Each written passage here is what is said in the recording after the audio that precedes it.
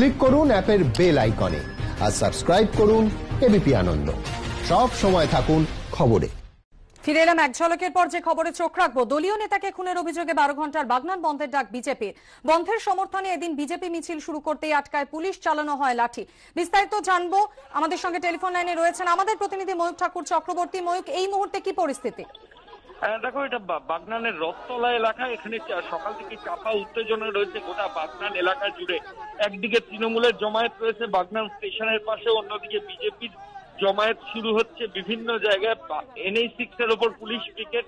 সৌমিত্র খান BJP সাংসদ, তিনি যে কোনো মুহূর্তে আসতে পারেন, সেখানে পুলিশ পিকেট রয়েছে। ফলত এরকমই জায়গা বাগনানের রথতলায়, সেখানে বিজেপির কর্মী সমর্থকেরা জড়ো হয়েছিলেন মিছিলের উদ্দেশ্যে।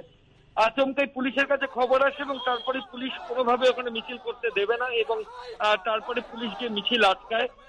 সেখান থেকে ধস্তাধস্তি এবং তারপর পুলিশ আধিকারিকরা যারা ওখানে বিক্ষোভ দেখাচ্ছিলেন তাদেরকে ছত্রভঙ্গ করার জন্য লাঠিচার্জ করা শুরু করেন এবং লাঠিচার্জ করে আপাতত ওই এলাকা থেকে সবাইকে সরিয়ে দেওয়া হয়েছে।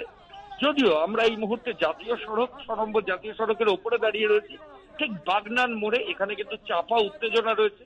আর কিছুক্ষণের মধ্যেই বিজেপি সাংসদ সৌমিত্র খাঁ তিনি এখানে পৌঁছাতে পারেন। এখানে পুলিশ বাহিনী পিকেট রয়েছে এবং বিজেপির সাংসদ পৌঁছানোর পর এলাকার কি চরিত্রপাত হয় সেটাই এখন দেখার। বিভিন্ন জায়গায় উত্তেজনা কিন্তু রয়েছে। ধন্যবাদ ময়ূক। আপনাদের আরো একবার জানিয়ে রাখি, দলীয় নেতাকে খুনের অভিযোগে 12 ঘন্টার বাগনান বন্ধের ডাক দিয়েছে বিজেপি।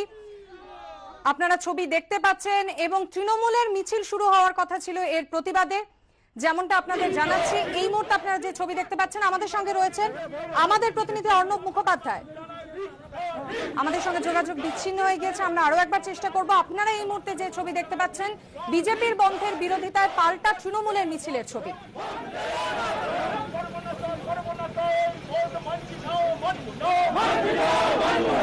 দলীয় নেতাকে খুনের অভিযোগে 12 ঘন্টার বাগনান বন্ধের ডাক দিয়েছে বিজেপি। অন্যদিকে বিজেপির বন্ধের বিরুদ্ধে পথে নেমেছে তৃণমূলও, মিছিল করছেন তারা। ছবি দেখতে পাচ্ছেন আপনারা।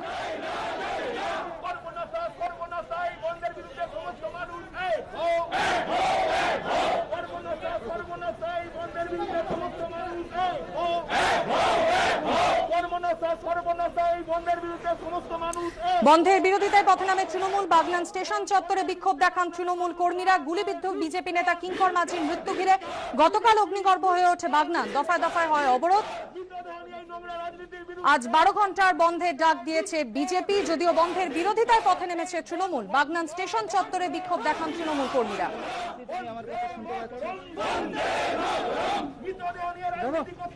আমাদের সঙ্গে রয়েছেন আমাদের প্রতিনিধি অর্ণব মুখোপাধ্যায়। অর্ণব, কি ছবি এই মুহূর্তে?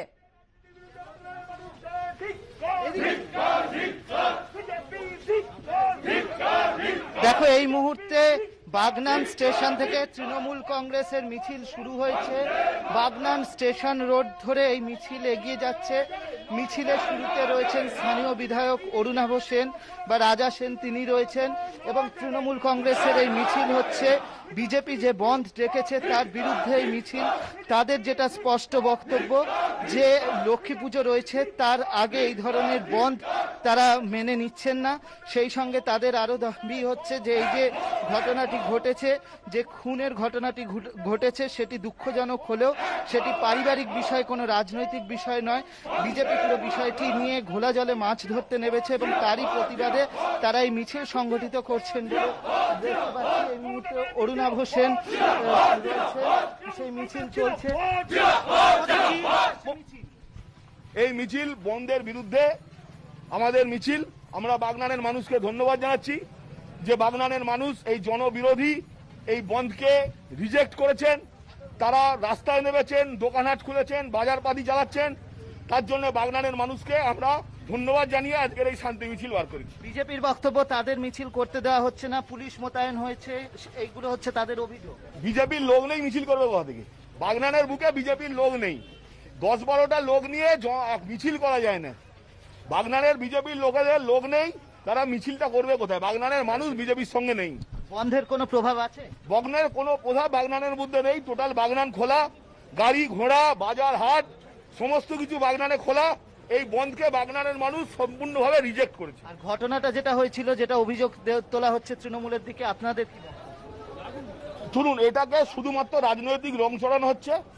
এর সঙ্গে তৃণমূলের কোনো যোগাযোগ নেই, কারণ যিনি দোষী ব্যক্তি সেই তারও গ্রেপ্তারের দাবি আমরাও জানাচ্ছি। কিন্তু পরিতোষ মাঝি কোনোভাবেই কোনো অংশে কোনো দিন তিনি তৃণমূল কংগ্রেসের কর্মী ছিলেন না, কোন স্তরের কর্মী নয়। আজকে তাহলে আপনারা একদমই ধন্যবাদ অর্ণব। এই ঘটনা প্রসঙ্গে দিলীপ ঘোষ কি জানিয়েছেন শুনবো। বাগনানে যে কর্মীকে আমাদের গুলি করা হয়েছিল, মৃত্যুর সঙ্গে লড়াই করতে করতে গতকাল দুপুরে মারা গেছেন।